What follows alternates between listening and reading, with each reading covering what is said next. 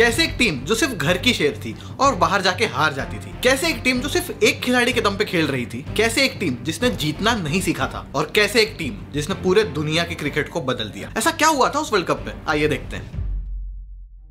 जब 2007 T20 world cup की घोषणा हुई थी तो बीसीसीआई के सेक्रेटरी निरंजन शाह ने यह कहा था कि T20 क्यों, T10 या फिर 1-1 ही करा लो ना, ये सब खेल क्यों कराना। उन्होंने इस खेल की इज्जत नहीं करी, और न सिर्फ ये बल्कि आईसीसी ने भी इस वर्ल्ड कप को इतना सीरियसली नहीं लिया था, क्योंकि जो वर्ल्ड कप के लिए क्वालिफायर्स होते हैं वो 50-50 ओवर के कराए थे। मतलब आप सोच के देखो, T20 वर्ल्ड कप के लिए 50-50 ओवर के मैच खेल के आप सिलेक्ट हो रहे हैं, है ना काफी अलग। हर वर्ल्ड कप के पहले प्लेयर्स के इंटरव्यूज होते थे, देश की नई जर्सी आती थी, किसी भी वर्ल्ड कप के लिए गाने बनते थे, एड्स बनते थे, लेकिन इस वर्ल्ड कप में ऐसा कुछ नहीं था। और उनको छोड़ने जाने के लिए एयरपोर्ट में कोई फैंस भी नहीं थे। Boys not main left for the world cup. किसी भी भारतीय को इस वर्ल्ड कप से कोई लेना देना नहीं था। सब दुखी थे 2007 की उस हार के बाद। सब दुखी थे कि उनके फेवरेट स्पोर्ट के साथ ऐसा हुआ। पूरे देश में गणेश चतुर्थी का त्योहार चल रहा था, सब उसमें मगन थे। लेकिन फिर एक खबर आती कि युवराज सिंह ने 6 बॉल में 6 छक्के मारे हैं, और वो सब भारतीय इस वर्ल्ड कप से अनजान थे। उन्होंने अपने टीवी के चैनल्स बदल लिए, गणपति के पंडालों में भी स्क्रीन्स लगा दी गई, सबको वर्ल्ड कप देखना था। और इसके बाद जो हुआ उसने भारतीय क्रिकेट का पासा ही पलट दिया। 17 फरवरी 2005 ये दिन शायद ही किसी को याद होगा, क्योंकि इस दिन एक ऐसा मैच हुआ था जिससे किसी को फर्क नहीं पड़ा। वर्ल्ड का पहला इंटरनेशनल T20 मैच, जहाँ पे ऑस्ट्रेलिया ने न्यूजीलैंड को 44 रन से हराया, और इंडिया में तो किसी को बात की खबर भी नहीं थी। 2005 वही समय था जब इंडियन क्रिकेट थोड़ा बदल रहा था। कुछ 2 साल पहले हम 2003 का वर्ल्ड कप हार गए। गांगुली को टीम से हटाने की बातें चल रही थी। कोच ग्रेग चैपल के आसपास का समय था, और ऐसे में 2005 में राहुल द्रविड़ को इंडियन टीम का कैप्टन बनाया जाता है, और 2 साल बाद होता है 2007 का वर्ल्ड कप। इंडियन टीम जो सबसे हाईली रेटेड, जो लास्ट वर्ल्ड कप की फाइनलिस्ट थी, वो इस वर्ल्ड कप के पहले राउंड से बाहर। इंडिया को बांग्लादेश ने बुरी तरह हराया, और श्रीलंका से भी हम हार गए। इंडियन फैंस इतने ज्यादा दुखी थे कि उन्होंने धोनी के घर की दीवार तोड़ी, प्लेयर्स के घरों में पत्थर फेंके, उनके नाम के पुतले जलाए। सबके अंदर बस गुस्सा था, क्योंकि सबसे बड़े क्रिकेट प्रेमी देश का दिल टूटा था। लेकिन वहीं पे एक और टीम थी जिसके साथ कुछ सिमिलर से ही हुआ, और वो थी पाकिस्तान। उनको भी आयरलैंड ने बुरी तरह हराया, और उनका माहौल इतना खराब था कि उनके कोच बॉब वुलमर की हार्ट अटैक से मृत्यु हो गई। लेकिन कुछ महीनों बाद ही एक चीज हुई, पहला T20 वर्ल्ड कप अनाउंस हुआ। सचिन, द्रविड़, गांगुली, इन तीनों ने अपना नाम टीम से खींच लिया। उन्हें लगता था कि ये यंग मैन स्पोर्ट है और इस फॉर्मेट की उतनी ज्यादा वैल्यू नहीं है। और हालात तो ये थे कि बीसीसीआई अपनी इंडियन टीम को इस वर्ल्ड कप में भेजना भी नहीं चाहती। लेकिन 2011 का वर्ल्ड कप इंडिया में होना था, और कहीं उसकी मेजबानी छिन ना जाए, इस डर से बीसीसीआई ने अपनी एक टीम बना के वर्ल्ड कप में भेज दी। वीरेंद्र सहवाग के होते हुए भी MS धोनी को कैप्टन बनाया, एक नया कोच लाया, और उन लड़कों को वर्ल्ड कप के लिए भेज दिया। इस वर्ल्ड कप से पहले इंडियन टीम ने सिर्फ एक T20 मैच खेला था, साउथ अफ्रीका के खिलाफ, और वो हम जीत गए थे। लेकिन इस वर्ल्ड कप में आते ही हमारा पहला मैच बारिश में धुल गया।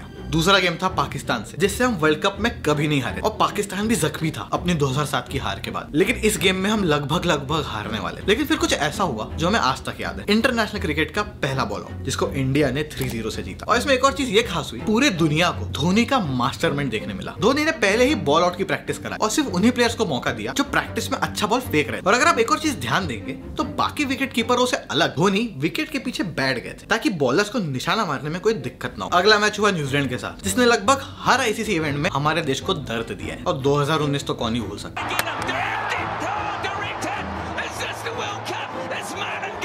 बड़ी मुश्किल से हम अगले राउंड पहुंचे। स्टिल इस समय तक भी वर्ल्ड कप को लेके कोई क्रेज नहीं था। इंडिया का अगला मैच हुआ इंग्लैंड के साथ, और इस गेम के बाद से पूरे दुनिया को पता चल गया कि T20 मैचेस क्या होते हैं। कुछ समय पहले एक सीरीज में इंग्लैंड के मैस्कारेनस ने युवराज सिंह को 5 बॉल में 5 छक्के मारे थे,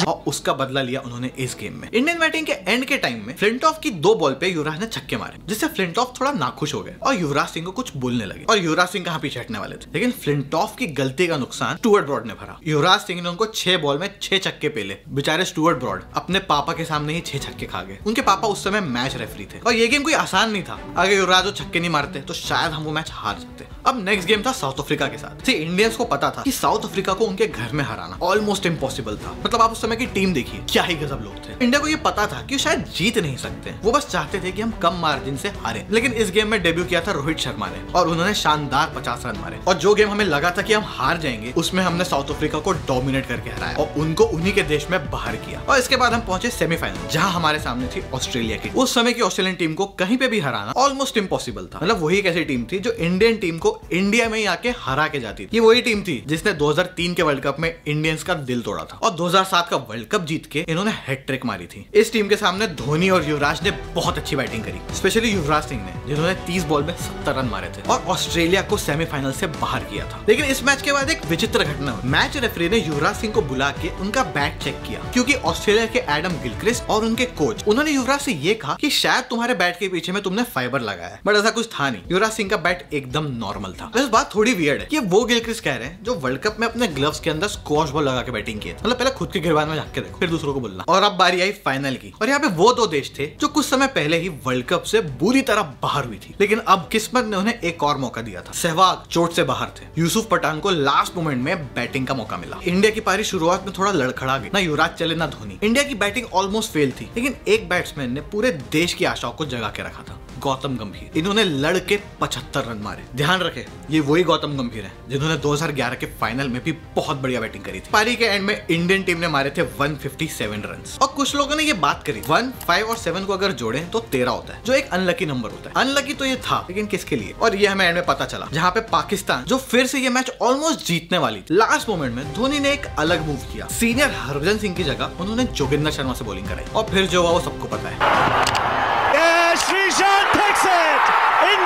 इंडिया ने वर्ल्ड का पहला T20 वर्ल्ड कप जीत लिया। इस जीत के साथ ही इंडियन टीम ने पूरे दुनिया के सामने दस्तक दे दी कि अब वो क्रिकेट का सबसे बड़ा पावर हाउस बनने वाला है। और यहीं से शुरू हुआ इंडिया का T20 का बिगेस्ट ब्रांड बनने का सफर। इसके ही अगले साल आया IPL, जिसने इंडियन क्रिकेटर्स और इंडियन क्रिकेट दोनों का ही रूप बदल दिया। भारत के कोने कोने से नए खिलाड़ी आए और इंडिया को सुपरस्टार्स दिए, और न सिर्फ इंडिया बल्कि दुनिया भर के क्रिकेटर्स को एक नया मंच दिया। इससे हुआ ये कि इंडियन क्रिकेटर्स का माइंडसेट बदल गया। जो इंडियन टीम फिटनेस और फील्डिंग में पीछे थी, उसने दुनिया के बेस्ट फील्डर्स और फिटनेस फ्रीक प्लेयर्स दिए। टेस्ट मैचेस के भी रिजल्ट्स आने लग गए। मतलब एक टाइम था जब मैक्सिमम टेस्ट मैच ड्रॉ होते थे, जो बहुत बोरिंग था, लेकिन जब से T20 आया है, रिजल्ट्स और बेटर हो गए। इंडिया एक समय में वो टीम थी जो स्पिनर्स को अच्छा खेलती थी, और वर्ल्ड के बेस्ट स्पिनर्स भी इंडिया के पास होते थे। लेकिन बदलाव ये आया कि इंडियन टीम ने फास्ट बॉलर्स के लिए भी एक अलग रेंज निकाली। ना सिर्फ बॉलर्स बल्कि इंडियन बैट्समैन भी आगे बढ़ के फास्ट बॉलर्स को मारने लग गए। मतलब एक टाइम था जब हम ब्रेटली मैकग्राथ से डरते थे, लेकिन आज का कोई भी प्लेयर किसी से नहीं डरता। और इंडिया एक ऐसा बिजनेस ब्रांड बना कि बाकी देश के खिलाड़ी अपना ही देश छोड़ के IPL खेलने लग गए। और इसके बाद ही आगे चल के 2011 में इंडिया ने वर्ल्ड कप जीता। 24 साल लगे इस वर्ल्ड कप को, लेकिन उस पल को आज भी हर इंडियंस खुशी से याद करते हैं। कुछ अननोन प्लेयर्स, एक नया कैप्टन, एक नया कोच, इन 10-15 लड़कों ने इंडियन क्रिकेट को पलट के रख दिया, और न सिर्फ बदला बल्कि पूरे दुनिया में टॉप पे ला दिया। इंडिया वो देश है जहाँ पे हम क्रिकेट से बहुत ज्यादा कनेक्टेड है। मतलब हम क्रिकेट और फिल्मों से हमारे इमोशंस को रिलेट कर देते हैं, और ऐसे में इस वर्ल्ड कप ने एक पूरे जनरेशन को बदल के रख दिया। जो इंडियन टीम अकेले वर्ल्ड कप खेलने गई, उनके वेलकम के लिए पूरा देश सड़क पे था। उस समय के बच्चे और लोग, जिनमें एक मैं भी हूँ, हम उस मोमेंट को कभी भूल ही नहीं सकते। लेकिन फिर भी उसके बाद से आज तक हमने T20 वर्ल्ड कप नहीं जीता, और मेन वर्ल्ड कप जीते भी 12 साल हो गए। इतने समय बाद अब जाके वापस वर्ल्ड कप इंडिया में आ रहा है। मुझे नहीं पता हम क्या करेंगे, मुझे नहीं पता क्या होगा। थोड़ा डरा भी हुआ हूँ कि मुझे नहीं पता कि कौन से खिलाड़ी कितना अच्छा खेलेंगे। मेरे लिए आज भी वो एक्सेप्ट करना बहुत मुश्किल है कि धोनी अब इस टीम का पार्ट नहीं है। मतलब मुझे समझ नहीं आता कि मैं क्यों क्रिकेट देखूं, लेकिन फिर भी मैं अपने देश को सपोर्ट करूंगा और होप करूंगा कि इस साल हम वर्ल्ड कप जरूर जीते और जीत के इंडियन क्रिकेट का एक नया चैप्टर शुरू करें। आपको वीडियो कैसी लगी कमेंट्स में बताना, और सोचो अलग को सब्सक्राइब भी करना।